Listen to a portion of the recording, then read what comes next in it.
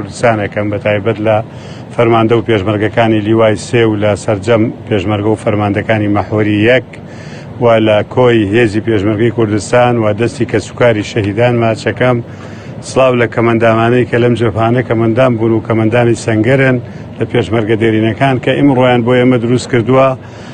سڵاو لە گەلی کورد جەژنەی هەموو کورد پیرۆز بێ. ئێمە هاتووین ئەمڕۆ بە چاوی خۆمان لە نزیکەوە ببینین کە فەرماندە و پێشمەرگەکانی مەحوەری یەک و لیوای سێ لە چێ ئەرچێک و لە ئەرچێکی قورسان و پێمان خۆش بوو لەگەڵیانە جەژنە بکەین و ئێرەش کە مروواریە مرواری ناوەکەی بە خۆیەوێتی شوێنێکی گرینگە هێزی پێشمەرگەی کوردستان لێ جێگیرە.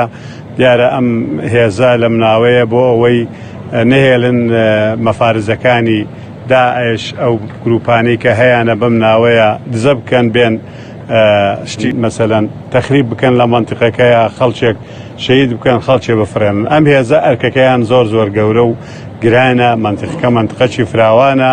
هیوادارم ئەگەر چی بۆ خۆیان زۆر خەڵکی بە مشورن فەرماندەکانیان شتی جوانیان بۆ ڕەبیۆشتەکانیان بە قایمی دروست کردووە بەڵام هەرچی پێداویی تریشیان هەیە کاک مەلا ئەحمەد و کاک لێروان باسی ئەویان کرد کە هەندێکە شت پێویستە بکرێ وەزارەتی پێشمەرگە بەدەنجیانەوە بێ. هیوادارم ئەوەی پێمانش بکرێت لە خزمەتیانین لە داهاتووە.